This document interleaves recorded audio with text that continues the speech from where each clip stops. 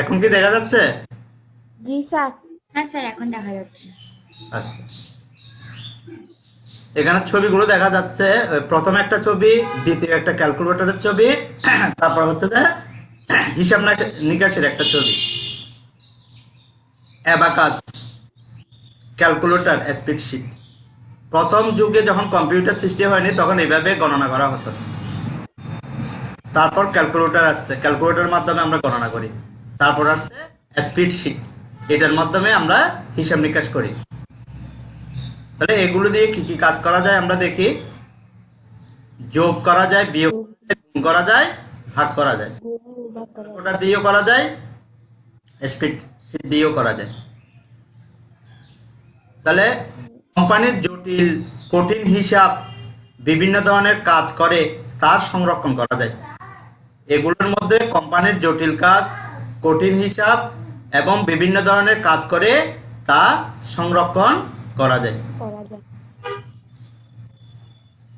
তাহলে আমাদের আজকের পাঠের বিষয় হিসাব নিকাশের উপর, স্প্রেডশিট ও আমার হিসাব।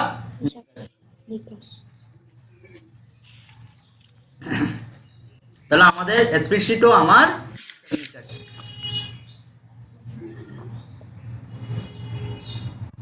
শিক্ষণফল।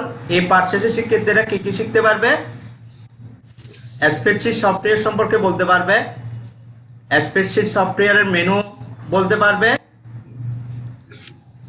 স্প্রেডশিট সফটওয়্যারের ফর্মুলা ব্যবহার করে হিসাব করতে পারবে, স্প্রেডশিট ব্যবহারের ক্ষেত্র চিহ্নিত করতে পারবে। তাহলে আমরা এই চারটা শিক্ষণফল আমাদের শেখা হবে আজকে। স্প্রেডশিট ও স্প্রেডশিট সফটওয়্যার। দেখো স্প্রেডশিটটা কি? স্প্রেডশিটের আবিধানিকত্ব হলো ছড়ানো পাতা।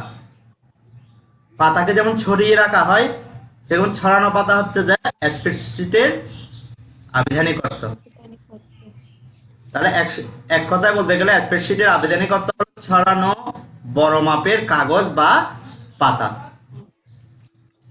স্প্রেডশিট ডাটা অ্যানালাইসিস সফটওয়্যার হলো মাইক্রোসফট এক্সেল। এটাকে আবার কি বলে? মাইক্রোসফট এক্সেলে বলা হয়। এর সাহায্যে গাণিতিক সমস্যার সমাধান, তথ্য ব্যবস্থাপনা এবং নিখুঁতভাবে গ্রাফ তৈরি করা হয়। যে কোনো গ্রাফ, যেমন তোমরা এখন গণিতের মধ্যে গ্রাফ দিছে না, এই যে গ্রাফটা তুমি এখানে এক্সেলে করতে পারবে। এটা আরো সহজ, আঁকতে হবে না, এক্সেলের মাধ্যমে গ্রাফটা করতে পারবে। ওই এক্সেলের চিহ্নটা এই ধরনের এক্স দিয়ে এভাবে এক্সেলে যেভাবে খুলছে এখানে কম্পিউটারে। তাহলে আমরা বুঝতে পারলাম স্প্রেডশিট ও স্প্রেডশিট সফটওয়্যার কি। নেক্সট, ওয়ার্কশিট কাকে বলে? ওয়ার্ক শব্দের অর্থ হচ্ছে যে কাজ। শীট তো আমরা বুঝি, আমাদের যে কোনো কিছু দিলে এটাকে আমরা শীট বলি লিখে। ওয়ার্কশিট, ওয়ার্কশিট কাকে বলে আমরা এখন দেখব। ওয়ার্কশিটের আবিধানিকত্ব হচ্ছে কাজ করার কাগজ। আবিধানিকত্ব মানে আমি যে কাজের উপর, যেমন আমরা লিখি অঙ্ক করার সময় যে কোনো একটা পৃষ্ঠাতে অঙ্ক করি, তাহলে এটা আমাদের ওয়ার্ক স্পেস। ইংরেজি লিখি, বাংলা লিখি, তেমনি তুমি এক্সেলের যেটাতে কাজ করবে, যোগ বিয়োগ গুণ ভাগ রেজাল্ট তৈরি করবে, ওটাকে ওয়ার্কশিট বলতেছে। ওয়ার্কশিটের আবিধানিকত্ব হচ্ছে যে, হ্যাঁ বলো। ওই এক্সেলের মধ্যে কি আমরা হিসাব নিকাশ করতে পারবো? হ্যাঁ, হিসাব নিকাশ সবকিছু করতে পারবে। হ্যাঁ, হিসাব নিকাশ থেকে শুরু করে রেজাল্ট তৈরি করে থেকে সবকিছু দেখাবো। সেটা তোমাদের আনলে প্র্যাকটিক্যালও দেখাবো আমি আজকে সময় থাকলে। এই যে ওয়ার্কশিটের আবেদনিকত্ব হচ্ছে কাজ করার ক্ষমতা, অর্থাৎ মাইক্রোসফট অফিস এক্সেলে সারি ও কলামের সমন্বয়ে আয়তাকার ঘর বিশিষ্ট যে কাগজ প্রোগ্রামের কাজ করা হয় তাকে ওয়ার্কশিট বলে। মাইক্রোসফট এক্সেল খোলার নিয়ম কি? তোমরা তো এখন কিসে ক্লাস করতেছ, মোবাইলে না ল্যাপটপে? স্যার আমি ল্যাপটপে। আচ্ছা, মোবাইলে করতেছো। মোবাইলে অসুবিধা এখন দেখাবো যেটা, তুমি যদি ল্যাপটপ খুলো, ল্যাপটপে দেখবে যে প্রোগ্রাম আছে। আমি যেরকম এখানে দেখাচ্ছি তোমার ওখানে প্রোগ্রাম আছে, প্রোগ্রামটা তুমি খুলবে ওখানে, যাদের ল্যাপটপ আছে আর কি। আর যাদের মোবাইল আছে, মোবাইল তোমরা পরে এটা প্র্যাকটিস করবে কম্পিউটারে। এই দেখো, প্রথমে কম্পিউটার ওপেন করার সময় এখানে স্টার্ট বাটন আছে না, স্টার্ট লেখা আছে, ঠিক আছে? তোমাকে প্রথমে স্টার্টে ক্লিক করতে হবে। এই স্টার্টে ক্লিক করবে, নেক্সট অল প্রোগ্রামস, স্টার্ট থেকে কোথায় ক্লিক করতে হবে? অল প্রোগ্রামসে। অল প্রোগ্রামসে ক্লিক করার পর এ দেখো এখানে অনেকগুলো অফিস কি জন্য নাম দিচ্ছে, এগুলো দিয়ে আমরা হিসাব নিকাশ অফিসের কাজ করি, এইগুলো এই জন্য এগুলোকে দিচ্ছে যে অফিসের একটা নাম দিচ্ছে আর কি। তো এটাকে বলে মাইক্রোসফট এক্সেল। একটা মাইক্রোসফট অফিস, একটা হচ্ছে যে মাইক্রোসফট এক্সেল। তাহলে আমি ওই এখানে প্রথমে স্টার্টে যাব, অল প্রোগ্রামসে যাব, অল প্রোগ্রামসে ক্লিক করার পর মাইক্রোসফট অফিসে যাব। অফিসের মধ্যে অনেকগুলো আছে, ওয়ার্ড করলে ওয়ার্ড করতে পারো, এক্সেল করলে এক্সেল, পাওয়ার পয়েন্ট প্রেজেন্টেশন। যেমন আমি তোমাদেরকে যে প্রেজেন্টেশন করাচ্ছি সেটার প্রোগ্রামের নাম হলো মাইক্রোসফট পাওয়ার পয়েন্ট। এই পাওয়ার পয়েন্টটা দিয়ে আমি তোমাদের এরিয়াটা করছি, নোটটা আর কি, এই ক্লাসটা করছি প্রেজেন্টেশন দিয়ে। তো তোমাদের যদি যেটা দরকার হয়, তুমি প্রেজেন্টেশন করলে প্রেজেন্টেশনে ক্লিক করবে, অ্যাক্সেস করলে অ্যাক্সেস ক্লিক করবে। এখন তুমি এক্সেলে হিসাব নিকাশের জন্য করবে, ওই জন্য তুমি হিসাব নিকাশে ক্লিক করবে। দেখে আছে? আচ্ছা, তোমার এখানে এখানে কেউ আর্টসের আছো? হ্যাঁ ম্যাম, হ্যাঁ স্যার আমি। আচ্ছা, একজন ওই মমতা ম্যাডাম মনে হয় 9টা 10 থেকে ক্লাস করাবে, ওই নাকি দিতে ভুলে গেছে আর কি পোস্ট, ওখানে জয়েন হয় 9টা 10-এ আর কি। আচ্ছা, নেক্সট দেখো স্প্রেডশিট ব্যবহারের উদ্দেশ্য। আমাদের যে কোনো কিছু উদ্দেশ্য থাকে। তুমি যে মোবাইলটা কিনছো, ল্যাপটপটা কিনছো, একটা উদ্দেশ্য নাই? স্যার। হ্যাঁ, তুমি ক্লাস করবে, তুমি কথা বলবে ফোনে আপনজনদের সাথে, এটা হচ্ছে সেটার উদ্দেশ্যের জন্য তুমি মোবাইলটা কিনছো, ল্যাপটপটাও কিনছো যে কোনো অনুষ্ঠান দেখার জন্য, ক্লাস করার, জুম ক্লাস করার জন্য, বা শিক্ষা সংক্রান্ত কিছু দেখার জন্য এই উদ্দেশ্যে কিনছো। এই স্প্রেডশিট শেখার উদ্দেশ্য আছে না, এটা কি জন্য আমরা শিখবো? দেখো কি জন্য শিখবো। স্প্রেডশিট প্রোগ্রামের মাধ্যমে একটা ওয়ার্কশিটে সব ধরনের উপাত্ত প্রবেশ করানো হয়। ফলে যে কোনো সংখ্যক উপাত্ত অল্প সময়ে সম্পাদন করা, হিসাব করা, বিশ্লেষণ করা এবং প্রতিবেদন তৈরি করার কাজ স্প্রেডশিট প্রোগ্রামের মাধ্যমে করা হয়। এই দেখো, এটা তুমি যদি কম্পিউটার ওপেন করো এভাবে দেখাবে। এটা যে কোনো হিসাব নিকাশ, তোমরা তোমার পারিবারিক হিসাব ওখানে করতে পারো, তোমরা যে কোনো একটা যোগ করতে পারো, বিয়োগ করতে পারো, এটার মধ্যে সবকিছু করা যাবে। একক কাজটা তোমরা লিখে নিও, সামনে খাতা থাকলে কাজটা লিখে নিও, বাসায় চেষ্টা করবে আর কি। কোন ধরনের কাজের জন্য স্প্রেডশিট ব্যবহার করা হয় লিখে নাও।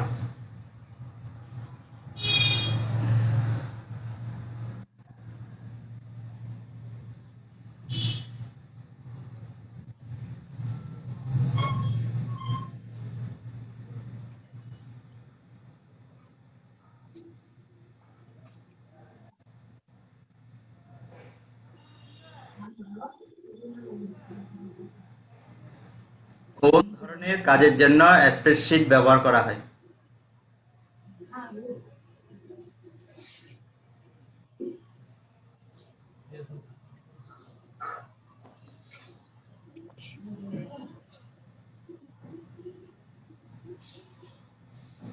স্যার লিখছি। দেখা যাচ্ছে না? 2 নাম্বার লিখো, স্প্রেডশিট ব্যবহারের উদ্দেশ্য লিখো। 2 নাম্বার, স্প্রেডশিট ব্যবহারের উদ্দেশ্য লিখো।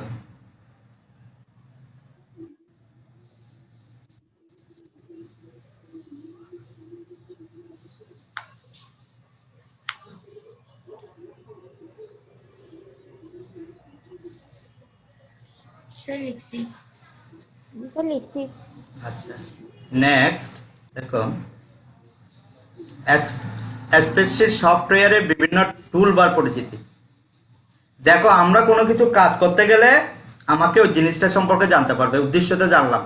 এখন তুমি যদি রান্না করতে যাও, তুমি কোনটা দিয়ে কি করবে এগুলো মায়ের থেকে জেনে নিতে হবে না? এখানেও তো টুলস আছে, যে কোনো কিছু রান্না করার সময় কোনটার পর কোনটা দেবে, টুলস গুলো চিহ্নিত করতে হবে। তেমনি এক্সেল শেখার সময় তোমাকে যেগুলো নিয়ে কাজ করবে ওগুলো বলছে টুলস, এগুলো তোমাকে জানতে হবে। এখানে বিভিন্ন ধরনের টুলস আছে, এগুলো না জানলে তুমি ওখানে হিসাব নিকাশ করতে পারবে না। কারণ আমাকে দিলে হিসাব নিকাশ আমি করে দিতে পারবো, কারণ আমি টুলস গুলো জানি। ঠিক আছে, কিন্তু তুমি না জানলে করতে পারবে না। এ দেখো সিলেক্টেড সেল ফর্মুলা বার, এটা হচ্ছে যে ফর্মুলা বার। এখানে আমি ফর্মুলা লিখবো, যে বলছি না যোগ বিয়োগ গুণ ভাগ, এখানে দেখাবে এগুলো ফর্মুলাগুলো। আমরা গণিতে যেমন অঙ্ক করি, এখানেও অঙ্ক করতে পারবো, এখানেও কতগুলো সূত্র লিখতে হয়। এটা এই জন্য সূত্র লেখার বারটাকে বলে ফর্মুলা বার।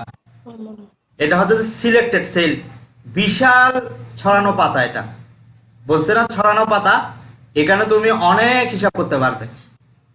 ঠিক আছে, 1000-এর উপর স্টুডেন্ট হলে 1000-এর উপরে স্টুডেন্টের এখানে হিসাব নিকাশ করা যাবে। সিলেক্টেড সেল, এই যে এখানে চতুর্থ আকৃতির একটা সেল দেখা যাচ্ছে না, কালো, দেখতে পাচ্ছ? এটা এখানে আসলে যেমন এখানে আছে সিলেক্টেড সেলস এর নাম হচ্ছে A1। ঠিক আছে, এই যে যদি A1 এ থাকে A1 এ থাকবে, সিলেক্ট আছে, যেখানে সিলেক্ট করবে ওখানে প্রদর্শিত হবে এটা। নেক্সট, কলাম বা হিডার। আমরা যেমন উপাত্তের অঙ্ক করছো না, উপাত্তের অঙ্ক, জি স্যার। উপাত্তের অঙ্ক করার সময় কতগুলো সারি টানতে হয়, কতগুলো কলাম টানতে হয়। তাহলে সারিতে কি শ্রেণীব্যাপ্তি লিখো না, আর কলামগুলোতে গণসংখ্যাগুলো লিখো। তেমন এই এখানের এই দিক থেকে যেগুলো টানা হয়েছে এগুলো হচ্ছে যে সারি, আর উলম্ব দিকে যেগুলো থাকবে এগুলো হচ্ছে যে কলাম। সারি কোনটা কলাম কোনটা বুঝে গেছে? আর সারি আর কলামের সমন্বয়ে সেল গঠিত।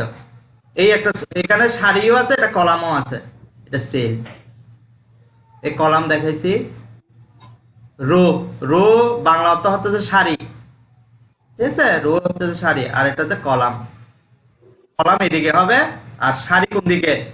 এদিকে। এটা এটা হচ্ছে যে সারি আর এটা হচ্ছে যে কলাম। বুঝে গেছে কোনটা সারি কোনটা কলাম? জি স্যার।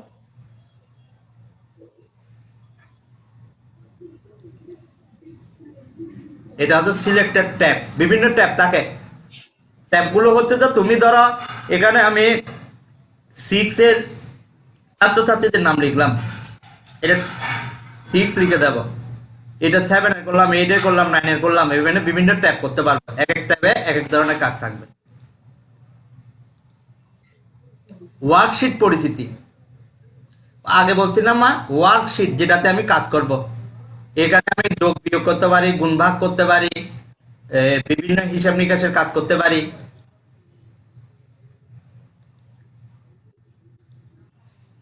এই দেখো এটাকে বলতেছে কলাম,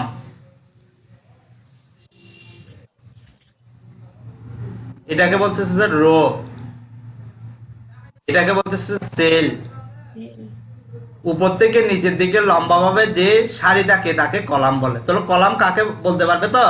উপর থেকে নিচের দিকে লম্বাভাবে যে সারি থাকে তাকে আমরা কি বলবো? কলাম বলবো। ঠিক না? এ বি সি ইত্যাদি দিয়ে প্রকাশ করা হয়। এই কলাম, এটার যদি আমি নাম বলি, যদি এফ এ বলি, তাহলে এখানে রো 10 এ আছে, F10 হবে, এটা সেল অ্যাড্রেস। আর বাম বাম দিকে ডানে যে সারি থাকে রো বা সারি বলে। বাম থেকে ডানে, বুঝতে পারছো? বাম থেকে ডানে থাকলে এটা সারি, আর উপর থেকে নিচে থাকলে যে সারি উপর থেকে নিচে থাকবে সেটা হবে যে কলাম। কলাম।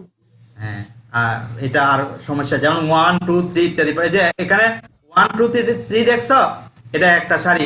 1 একটা সারি, 2 একটা সারি, 3 একটা সারি, 4 একটা সারি। আর কলাম গুলো হচ্ছে কি এ বি সি ডি। এখন বুঝে গেছে? এ বি সি ডি এগুলো হচ্ছে যে একটা কলাম, উপর থেকে নিচে নেমে আসছে। আর সারি হচ্ছে যে সংখ্যাগুলো বাম থেকে ডান দিকে চলে গেছে। Next, file menu. Menu, menu মানে আমরা আমরা পরিভাষা বলি খাবার। তো আমরা অনুষ্ঠানে গেলে বলি না কি কি মেনু হয়েছে অনুষ্ঠানে, মানে খাবার কি কি আইটেম হয়েছে, মেনুর তালিকা করে, একটা তালিকা দেয়। বা হোটেলে গেলে তুমি যদি খেতে যাও, একটা মেনুর তালিকা দেয় কি কি আছে, কি কি হোটেলে মেনু আছে। তেমনি ওয়ার্কশপে কি কি মেনু আছে এগুলো জানতে হবে। তুমি যেটা কাজ করবে সেই মেনু নিয়ে তোমাকে কাজ করতে হবে। আর তোমার যেমন মেনুতে খাবার তালিকা থেকে যেটা খেতে ইচ্ছে হবে, তুমি এটা ওয়েটারকে বলবে, সে এনে দেবে। বলবে যে আমার এটা খেতে হচ্ছে, যে এটা এনে দাও। এখানে কাজ করতে গেলে তোমার ওই কাজের জন্য যে মেনুটা দরকার, মেনুটা জানতে হবে কোনটা নিয়ে তুমি কাজ করবে। এই দেখো, এটাকে বলে নিউ। নতুন কোনো ফাইল নিতে এটি ব্যবহৃত হয়। এই নিউটা ব্যবহার করবে কোনো নতুন ফাইল নেওয়ার জন্য। ফাইল নিতে। ওপেনে কখন ক্লিক করবে? পূর্বের সংরক্ষিত ফাইল খুলতে এটি ব্যবহার। বলো তুমি একটা ফাইল তৈরি করে রাখলে, আবার সেটা লাগতেছে, তখন তোমাকে ওপেন করতে হবে ওই ফাইলটাকে। সেভ চলমান ফাইলকে সংরক্ষিত করতে এটি ব্যবহৃত হয়। চলমান ফাইলকে যখন তুমি একটা কাজ করতেছ, যেমন আমি যে রেকর্ডিংটা দিই না তোমাদের, এই রেকর্ডিংটা আমি পেজে দিই, তাহলে আমাকে এটা সেভ করতে হয় না? যদি সেভ না করে আমি পেজে দিতে পারবো? এটা তো চলে যাবে। এটাকে আমাকে সেভ করতে হয় রেকর্ডিং করার পর। তেমনই তুমি যে কোনো ফাইল লেখার পর এটা টেম্পোরারি মেমোরিতে থাকে কম্পিউটারে, তুমি যদি সেভ না করো তাহলে চলে যাবে। সেভ মানে নিরাপদ। তোমার যেমন আমরা স্বর্ণালঙ্কার, গয়না, এগুলো মারা কি করে আলমারিতে তালা দিয়ে রাখে। কি জন্য রাখে? কেউ চুরি করবে বলে। আর আমরা সেভ করে, আর এখানে আমি সেভ করি আমার যেন আমার গুরুত্বপূর্ণ ফাইলটা যেন চলে না যায়, এই জন্য আমি সেভে ক্লিক করলে সেটা কম্পিউটারে সেভ হয়ে যাবে পার্মানেন্ট মেমোরিতে। নেক্সট সেভ এর সাথে যোগ করছি। সেভ এস মানে কি? সেভ এস হচ্ছে সংরক্ষিত ফাইলকে সংরক্ষণ করতে এটি ব্যবহৃত হয়। ধরো তুমি তোমার বান্ধবী থেকে একটা অ্যাসাইনমেন্ট নিলে, সাপোজ কম্পিউটারের ফাইল দিয়ে একটা অ্যাসাইনমেন্ট নিলে, এটা তো সেভ আছে। এখন তুমি ওখানে উপসংহারে এসে 2-3 লাইন তোমার মতো করে দিলে, সূচনাতে 2-1 লাইন তোমার মতো করে বদলালে, মধ্যবর্তী জায়গায় 2-1টা কোটেশন দিলে। এখন এগুলো দেওয়ার পর আবার তোমাকে কি করতে হবে? এটা সেভ এস করতে হবে, মানে ওটা তো সেভ আছে। এখন তোমাকে আবার সেভ এস করে ফাইলটাকে একটা নতুন নাম, তোমার বান্ধবীর ফাইলটাকে তুমি একটা নতুন নাম, এটাকে সেভ এস করবে। এখন সেভ এস বুঝতে পারছো? সেভ আর সেভ এস এর মধ্যে পার্থক্য বলে, এগুলো কম্পিটিটিভ পরীক্ষায়ও বলে। তুমি কলেজ বা অন্য জায়গায় পরীক্ষা দিতে গেলে এই সেভ এস এর মধ্যে পার্থক্য দেখাতে হয়। এটা হচ্ছে সেভ হচ্ছে যে এমনি তোমার নিরাপদে রাখা, আর সেভ এস হচ্ছে যে নিরাপদটাকে তুমি আরেকটু সংরক্ষিত করে রাখতেছ নাম দিয়ে, নতুন নাম দিয়ে। প্রিন্ট তো বলতে হচ্ছে না, চলমান ফাইলকে প্রিন্ট করতে এটি ব্যবহৃত হয়। তুমি একটা অ্যাসাইনমেন্ট লিখলে, অ্যাসাইনমেন্টের যেমন কভার পেজ তুমি করলে, এটা প্রিন্ট দিলে, প্রিন্ট দেওয়ার সাথে সাথে প্রিন্ট মেশিন থেকে এটা প্রিন্ট বের হবে। ক্লোজ, যে কোনো কিছু ক্লোজ, চলমান ফাইলকে বন্ধ করতে হবে, আনলে নষ্ট হয়ে যাবে। যেমন তুমি যদি আলমারিটা খুলো, তোমার বা ড্রয়ারটা খুলো, তোমার টাকা পয়সা আছে, অলংকার আছে, তুমি যদি এটাকে চাবি না দাও, বন্ধ না করো, তাহলে সেগুলো চোরে নিয়ে যাবে বা যে কোনো কিছুতে হারিয়ে যেতে পারে। তেমনি একটা ফাইলকে ক্লোজ করতে হবে। একটা ফাইল শেষ করার পরই এটাকে কি করতে হবে? ক্লোজ করতে হবে।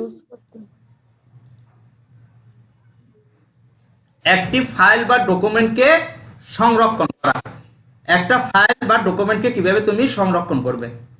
দেখো, অফিস বাটনে ক্লিক করতে হবে। এই বৃত্তটি হচ্ছে যে অফিস বাটন, এখানে ক্লিক করতে হবে। সেভ এসে ক্লিক করতে হবে। এই দেখো, ওই আবার সেভ এসে, তুমি ডকুমেন্টটা আনলে আবার সেভ এসে ক্লিক করতে হবে। নতুন ওয়ার্কশিট খোলার পদ্ধতি, কিভাবে তুমি ওয়ার্কশিটটা খুলবে? এই দেখো, অফিস বাটনে ক্লিক করতে হবে, নিউতে ক্লিক করতে হবে,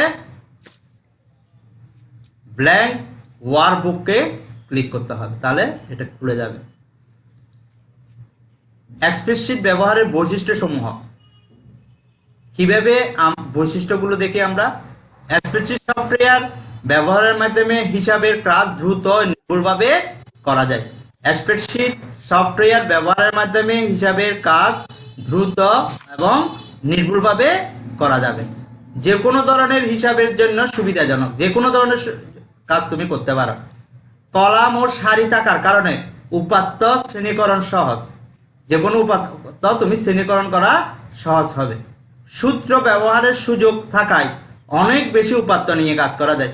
এখানে যেমন সূত্র ব্যবহার করা যায়, তুমি যেখানে সূত্র প্রয়োগ করবে, তোমার গড় লাগতেছে, যেমন তুমি উপাত্তে কাজ করো,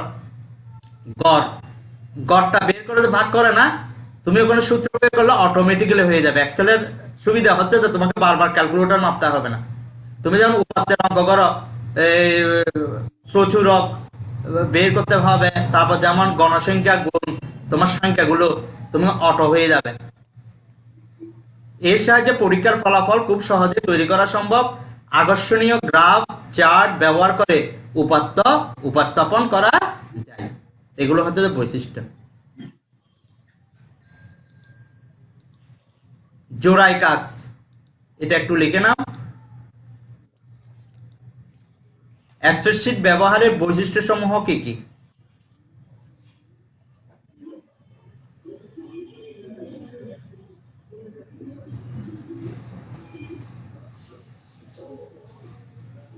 স্প্রেডশিট ব্যবহারের বৈশিষ্ট্যসমূহ কি কি?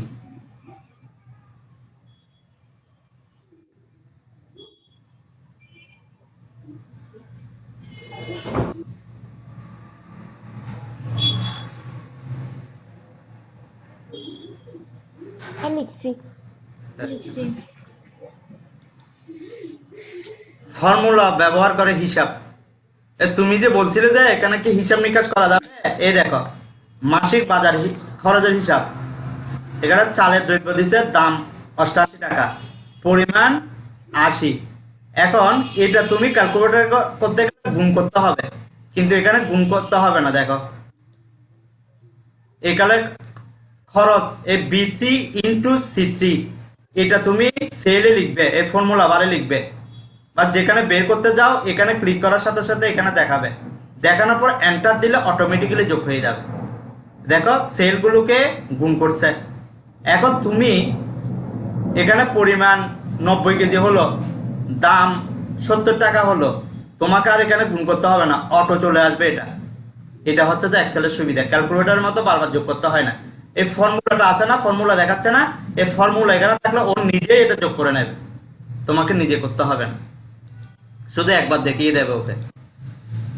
ফর্মুলা ব্যবহার করে হিসাব আর একটা দেখো, মাসিক আয় এত, দিনের সংখ্যা এত, তো দৈনিক আয় কত, তাহলে মাসিক 7,200 টাকা হলো, দৈনিক দিনের সংখ্যা 30, তাহলে একদিনে কত টাকা ইনকাম করে সেটা আমাকে ক্যালকুলেটরে ভাগ করতে হবে। কিন্তু এখানে কি এক ইকুয়াল দিয়ে ইকুয়াল, এটা কোন সেলে আছে, এর মধ্যে A3 তে আছে, A3 ডিভাইডেড বাই এটা কোন সেলে আছে, B3 তে আছে, এই B3 এন্টার দেওয়ার সাথে সাথে তোমার উত্তর চলে আসবে। এখানে এই ভাগ করা, এই আমি একটা এক্সেলে ভাগ করতেছি এগুলো।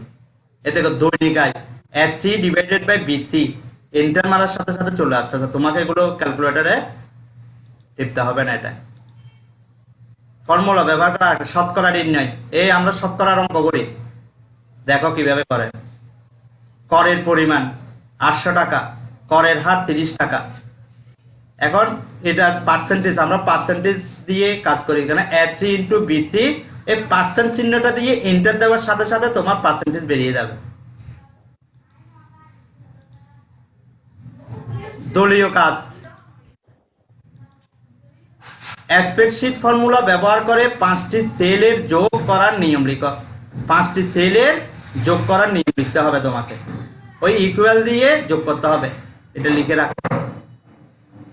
স্প্রেডশিটে ফর্মুলা ব্যবহার করে 5টি সেলের যোগ করার নিয়ম লিখো।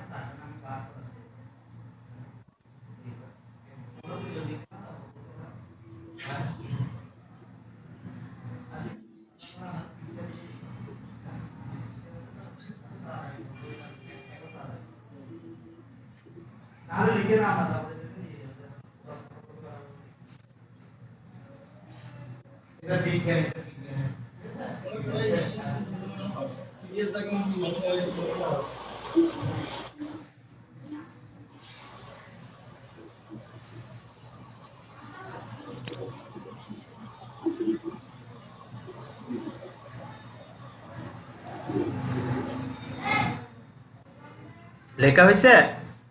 জি স্যার। নেক্সট স্প্রেডশিট সফটওয়্যার ব্যবহারের ক্ষেত্রসমূহ। কোথায় কোথায় আমরা ব্যবহার করি স্প্রেডশিটকে? যেমন গাণিতিক হিসাবে কতগুলো যোগ বিয়োগ, এখানে তুমি 1000 যোগকে, যেমন তুমি যদি 1000 জন লোকের মাসিক ইনকাম যোগ করতে চাও, তোমাকে কি করতে হবে? ক্যালকুলেটারে একটা একটা যোগ করতে হবে না? একটা একটা যোগ করতে হবে না? যোগ করলে 1000 বার তোমাকে ক্যালকুলেটর তোমাকে প্রেস করতে হবে। কিন্তু এখানে শুধু একবার লিখার পরে ইকুয়াল দিলে ওখানে একটা সাম আছে, সাম তোমার এন্টার দেওয়ার সাথে সাথে পুরো যোগ হয়ে যাবে। তো 50টা যোগফল তুমি এক নিমিষেই করতে পারো, 50 বার তোমাকে ক্যালকুলেটরকে যোগ করতে হবে না। এখানে আছে ব্যবসায়িক হিসাব, হাজার হাজার হিসাব করতেছে, গাণিতিক হিসাব করতেছে, ব্যবসায়িক হিসাব করতেছে। ক্রিকেট খেলায় এই দেখো রানগুলোকে যোগ করতেছে। পরিসংখ্যান অফিসে উপপরিচালকের কাছে বাংলাদেশ পরিসংখ্যান ব্যুরো, মানে বাংলাদেশের জনসংখ্যা কতজন লোক, কতগুলো মেয়ে লেখাপড়া করে, কতগুলো মেয়ে লেখাপড়া করে না, এগুলো সব হিসাব এখানে এক্সেলে করা হয়। বা বাংলাদেশে কতজন কৃষক, কতজন ডাক্তার, কতজন উকিল, এ পুরো যতজন জনসংখ্যা আছে এক নিমিষেই এই এক্সেলের মাধ্যমে কাজ করা হয়। নেক্সট দেখি আমরা, আরো আছে স্প্রেডশিট সফটওয়্যার ব্যবহারের ক্ষেত্রসমূহ। গবেষণায় তোমরা কেউ সায়েন্সে যখন পড়াশোনা করতেছ, গবেষণা করতেছ, যে কোনো বিষয়ে ধান গবেষণায় বা বৈজ্ঞানিক গবেষণায় তুমি এটা ব্যবহার করতে পারবে। পরীক্ষার রেজাল্ট, এই যে তোমাদের রেজাল্ট হয় এগুলো এক্সেলে করা যায়। এ প্লাস, এ মাইনাস, এখানেও সূত্র প্রয়োগ হয়। এই সূত্রটা হবে যে লজিক্যাল সূত্র। সূত্রটা কি, কোন ধরনের সূত্র? লজিক্যাল।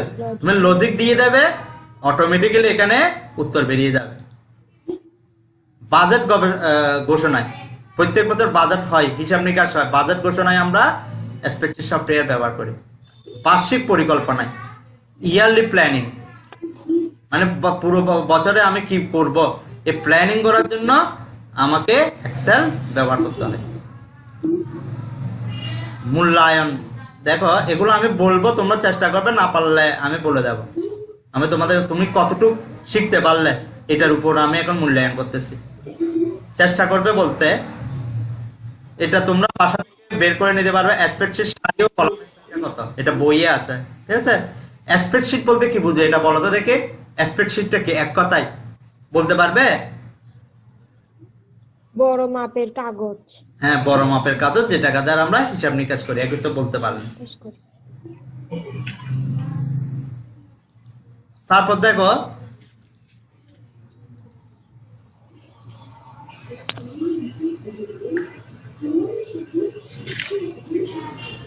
কম্পিউটারে হিসাব নিকাশ করার প্রোগ্রামকে কি বলা হয়? এক্সেল। কি বলো? এক্সেল বলা হয়। এক্সেল। এক্সেল। এক্সেল, এখানে তো এক্সেল না, এখানে কোনটা বলবে? Word processing, spreadsheet program, access না পাওয়ার পয়েন্ট, কোনটা বলবে? তো ওয়ার্ড প্রসেসিং। হ্যাঁ, স্প্রেডশিট প্রোগ্রাম হবে এটা। স্প্রেডশিট প্রোগ্রামের মূল উপজীব্য বিষয় কি? সারি, সেল, কলাম না ফর্মুলা? ফর্মুলা। কোনটা উপজীব্য বিষয়? হ্যাঁ, ঠিক আছে, ফর্মুলা। এখন মূল্যায়ন, এটা আমি করতেছি। মাসুদ শখের বসে প্রকৃতি নিয়ে পত্রিকায় লেখালেখি করে, শখের বসে। মাঝে মাঝে তার লেখায় ফুল, পাখি বা নদীর ছবি দিতে হয়। সে পেশাগত জীবনে একজন হিসাবরক্ষণ কর্মকর্তা। সেখানে তাকে কর্মচারীর বেতন হিসাব রাখতে হয় এবং মাসিক প্রতিবেদনও জমা দিতে হয়। ঠিক আছে, মাসিক প্রতিবেদন এখানে জমা দিতে হয়। তাহলে মাসুদকে তার শখের কোন সফটওয়্যার ব্যবহার করতে হয়, মানে শখের জন্য কোন সফটওয়্যার? শখ তো লেখালেখি করে, আঁকাআঁকি করে, এখানে তুমি ওয়ার্ড প্রসেসর ব্যবহার করবে, স্প্রেডশিট ব্যবহার করবে, গ্রাফিক্স ব্যবহার করবে না ডাটাবেস ব্যবহার করবে? কোনটা? আমরা আঁকাআঁকির জন্য কোন সফটওয়্যার ব্যবহার করি? ছবির জন্য, আঁকাআঁকির জন্য? হ্যাঁ, তাহলে এখানে উত্তর হবে যে কি? গ্রাফিক্স। হ্যাঁ, ওইখানে আছে, সেই আঁকাআঁকির জন্য একটা সফটওয়্যার ব্যবহার করে। আবার বলছে সে পেশাগত জীবনে একজন হিসাবরক্ষণ কর্মকর্তা। সে হিসাবরক্ষণ কর্মকর্তা মানে হিসাব নিকাশ করা। তাহলে মাসুদকে তার পেশাগত কাজে কি ব্যবহার করতে হবে? টেমপ্লেট ব্যবহার করতে হবে, সূত্র ব্যবহার করতে হবে, উপাত্ত বিন্যাস করতে হবে। কোনটা হবে এখানে? হ্যাঁ, সূত্র ব্যবহার করতে হবে আর এটাও হবে উপাত্ত বিন্যাস করতে হবে, টেমপ্লেট লাগবে না। তাহলে আমাদের এখানে উত্তর হবে যে নিচের কোনটি সঠিক, 2 আর 2 আর 3। এই গ নাম্বার হবে যে সঠিক। তো বুঝে গেছে? আমি মূল্যায়নে বিভিন্ন প্রশ্ন আলোচনা করলাম। নেক্সট, বাড়ির কাজ। পরীক্ষার ফলাফল সংরক্ষণে ও ফলাফল প্রকাশে স্প্রেডশিট ব্যবহার কেন সুবিধাজনক? তোমার যুক্তি দাও।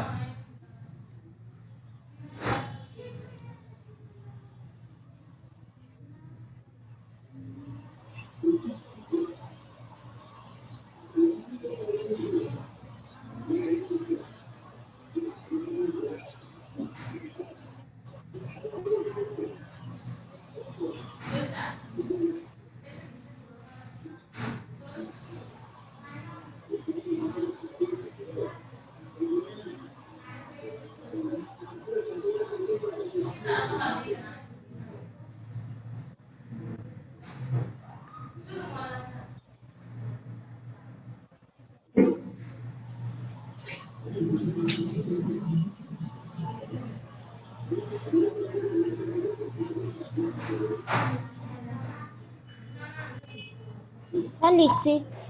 আচ্ছা,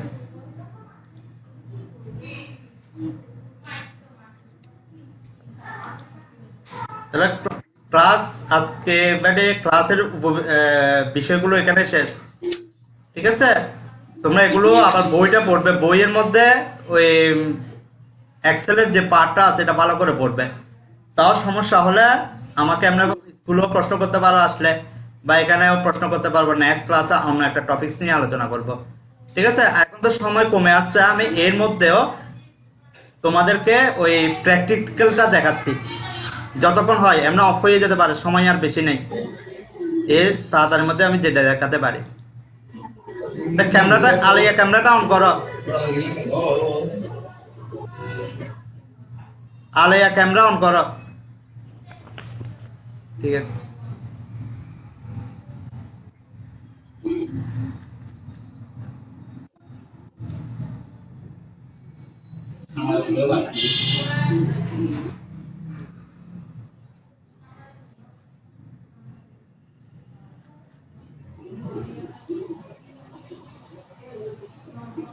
আচ্ছা তাহলে আমরা অন্য একটা পেজে যাই।